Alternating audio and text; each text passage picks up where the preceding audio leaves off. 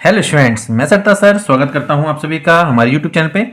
तो students, bridge course 2024-25 कक्षा 9वीं गणित विद्यार्थी कार्य पुस्तिका जिसको हम सॉल्व कर रहे हैं। तो पिछले वीडियो में स्टूडेंट्स हमने जमा के कार्यपत्रक 3 और कार्यपत्रक 4 को सॉल्व करा दिया है। आइए स्टूडेंट्स, तो ब्रिज कोर्स कक्षा 9वीं के आज के इस वीडियो में हम अधिगम परीक्षण जमा योग, है ना, अधिगम परीक्षण जमा योग इसको सॉल्व करने वाले हैं। अधिगम परीक्षण का मतलब स्टूडेंट ये है कि आपने जो पिछले वीडियो में जमा करना सीखा है कार्यपत्रक 1 से लेकर कार्यपत्रक 4, उसका अब इसमें एक प्रकार से क्या है, आपको उसका एक टेस्ट जैसा होता है, लेकिन हम इसका भी सॉल्यूशन आपको दे रहे हैं स्टूडेंट, ताकि आप इसको बिना देखे कर लीजिए और एक बार मिलान कर लीजिए या एक बार देख लीजिए और उसके बाद फिर इसको अच्छे से अपनी कॉपी में बिना देखे जरूर नोट करें। ठीक है स्टूडेंट, चलिए शुरू करते हैं। अधिगम परीक्षण जमा, है ना, अधिगम परीक्षण जमा योग की यदि हम बात करें तो उसमें प्रश्न क्रमांक 1 है जमा करें। जमा करने का मतलब स्टूडेंट योग होता है, जोड़ना होता है ना, और जोड़ना हमने आपको सिखा चुका है ना। तो कैसे जोड़ते हैं, सबसे पहले हम इकाई के अंकों को जोड़ते हैं। जैसे कि यदि पहला प्रश्न को यदि हम देखें तो ये भी 3 डिजिट का है, ये भी 3 डिजिट का है, तो इकाई के अंक को इकाई के अंक से जोड़ेंगे, दाही के अंक को दाही के अंक से जोड़ेंगे और सैकड़े के अंक को सैकड़े के अंक से जोड़ेंगे। ठीक है, चलिए तो इकाई से शुरू करते हैं। 6 और 2, 6 और 2 को यदि हम जोड़ेंगे तो कितना प्राप्त होगा, 8, है ना। 6 के बाद 2 और जोड़ दीजिए, यानी 2 लाइन खींच के यदि अपन इसको और जोड़ें 6 के बाद, तो ये वाली लाइन 7 और 1 8, तो ये क्या हो जाएगा 8। ठीक है, इसी तरीके से 5 और 3 है, 3 और 5 को यदि हम जोड़ेंगे तो 5 और 3 को जोड़ेंगे तो 5 और 3 को इकट्ठा करेंगे तो कितना मिलेगा 8। इसी तरीके से 5 और 4 को जोड़ेंगे तो मिलेगा 9। तो ये हो गया हमारा योग। ठीक है, चलिए अब इसी तरीके से हमारे पास दूसरा प्रश्न है 580 धन 917। चलिए अब इसको जोड़ते हैं। इकाई के अंक को इकाई के अंक से जोड़ लीजिए।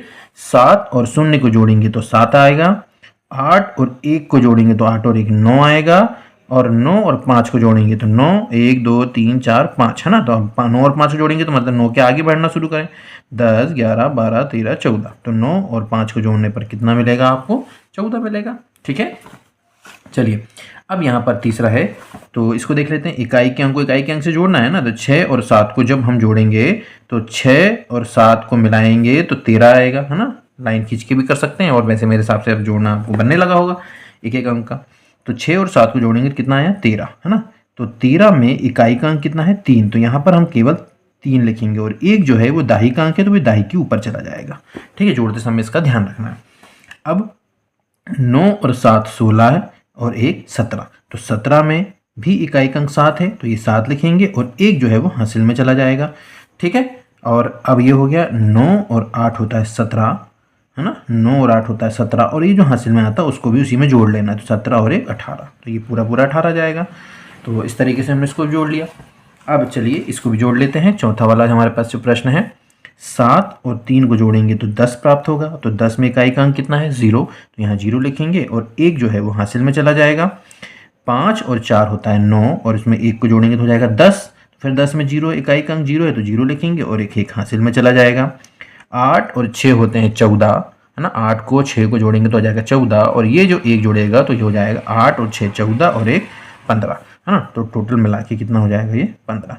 तो ये हो गया हमारे पास योग, है ना। तो इसका जाएगा 1500। तो इस तरीके से हमने योग कर ली। वैसे हम सीख चुके हैं स्टूडेंट्स, और ये टेस्टिंग है इसलिए इसको अच्छे से आप करके देखिए, और हम एक एक बहुत ही आराम से बहुत ही स्लो इसलिए समझा रहे हैं ताकि आपको ये चीज़ें बहुत अच्छे से समझ में आए।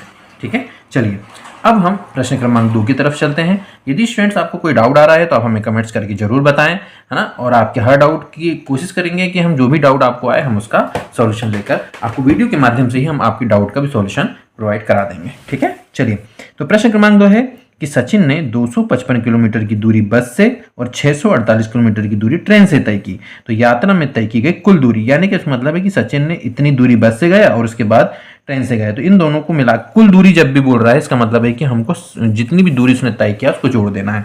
तो सबसे पहले उसने 255 किलोमीटर चला तो हम 255 लिख लेंगे, आंकिक अपन को आंकड़े लिखना है ना, और 648 ट्रेन से चला तो 648 लिख लेंगे। अब इन दोनों को जोड़ देना है, तो इन दोनों को जैसे जोड़ेंगे तो उसकी कुल दूरी आ जाएगी कि कितना वो चला है ना। चलिए 8 और 5 को जब हम जोड़ेंगे तो 8 5 13 होता है, तो 13 तो आपको पता है कैसे लिखते हैं, तो 13 में इकाई का अंक 3 है तो यहाँ 3 लिख देना, और एक हासिल में चला जाएगा। 5 और 4 9 और 1 10, तो 10 में इकाई का अंक 0 है तो यहाँ 0 लिखेंगे और एक हासिल में चला जाएगा। 6 और 2 8 और 1 9, तो ये हो जाएगा। तो कितना आया 903। तो अब इसका आंसर हमको शब्दों में ही लिखना है क्योंकि प्रश्न शब्दों में है, तो हम लिखेंगे अतः सचिन ने यात्रा में कुल, अब कितनी दूरी तय की है उसने, तो ये आंसर जो आया है इतनी दूरी था ना, यात्रा में 903 किलोमीटर की दूरी तय की। ठीक है, तो इसको मतलब आपको कुल मिला के स्टूडेंट्स इस बात का ध्यान रखना है कि जब प्रश्न शब्दों में है तो आपको जोड़ना, तो आंकिक आंकड़ों को तो आप बढ़िया से जोड़ लीजिए, घटा लीजिए, जैसा प्रश्न है उसके अकॉर्डिंग, लेकिन आंसर आपको शब्दों में, यदि प्रश्न है तो शब्दों में ही आंसर आपको देना है। ठीक है, इस चीज़ का आप ध्यान रखेंगे। चलिए अब अगला प्रश्न है प्रश्न क्रमांक 3। नीलिमा ने 2325, तो अपन आंकड़ा लिख लेते हैं 2325, है ना, 2325 की साड़ी एवं 1340 रुपए की शॉल खरीदी।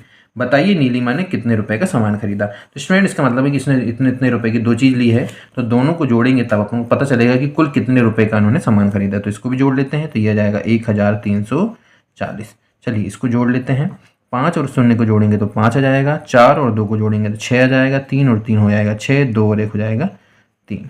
तो इसका मतलब है कि नीलिमा ने, है ना, कितने कितने की जगह में ये लिख देना है, 3665 रुपये का सामान खरीदा। ये मतलब हमने आंकिक जो भी अंक दिए हैं उसको जोड़ लिए, लेकिन जब आंसर लिखेंगे तो ये आपको जिस तरीके से प्रश्न शब्दों में कर रहा है उसी तरीके से अपन को शब्दों में आंसर देना है। इस बात का ध्यान रखें स्टूडेंट, हम बार बार बोल रहे हैं और इसी से क्वेश्चंस आपको अभी एग्जाम में मिलने वाले हैं। यानी जो आपके क्वार्टरली यानी तिमाही परीक्षा जब होंगी तो इसी तरीके के प्रश्न आपको मिलने वाले हैं, क्योंकि इससे ब्रिज कोर्स से, पूरा ब्रिज कोर्स से 64 अंक आएगा, 80% आएगा, मतलब 64 अंक का ब्रिज कोर्स से ही तिमाही में आने वाला है। यानी आप ब्रिज कोर्स यदि कर लेते हैं तो आपके 64 नंबर आपके कंफर्म हो गए। बहुत सारा सारा सवाल है, बस यदि आप ब्रिज कोर्स को बहुत अच्छे सॉल्व कर लेंगे तो तिमाही में आप बहुत अच्छे अंक ला लेंगे। और तिमाही में अंक इसलिए लाना जरूरी है स्टूडेंट कि तिमाही के अंक जुड़ेंगे आपके वार्षिक में भी, है ना। तो इसलिए इसको अच्छे से पढ़िए और बहुत ही आराम से आप, हम जितने वीडियो बना रहे हैं पूरे वीडियो यदि आप अच्छे से देख लेंगे तो मैं पूरे विश्वास के साथ कह सकता हूं कि आपको पूरा ब्रिज कोर्स बहुत अच्छे से बनने लगेगा, है ना। चलिए प्रश्न क्रमांक 4 है कि एक नगर में कक्षा 12वीं में पढ़ने वाले छात्र और छात्राओं की संख्या, तो यहाँ छात्र की संख्या कितनी है 1715 और छात्राओं की संख्या है 1608। तो बताइए नगर में कुल कितने विद्यार्थी 12वीं कक्षा में अध्ययन रहते। कुल कितने विद्यार्थी हैं, तो छात्र इतने हैं छात्रा इतनी है, कुल निकालना, दोनों को जोड़ना पड़ेगा। चलो जोड़ लेते हैं, 8 और 5 होता है 13, तो 13 का 3 हो जाएगा, हासिल का 1 आ जाएगा, 1 0 1 हो जाएगा और 1 और 1 कितना हो गया, ये 2 हो गया। 7 और 6 को जोड़ेंगे तो 13 आता है, 13 का 3, हासिल का 1 हो जाएगा, 1 2 और हासिल को जोड़ देंगे तो कितना हो गया 3। तो यानी हम कह सकते हैं कि अतः नगर में कुल कितने, है ना, प्रश्न में क्या बोल रहा है, नगर में कुल कितने विद्यार्थी हैं, तो कितने की जगह में ये जो आंसर आया है वो लिखना है। अतः नगर में कुल 3323, फिर वही पूरा आगे का सेंटेंस, विद्यार्थी 12वीं कक्षा में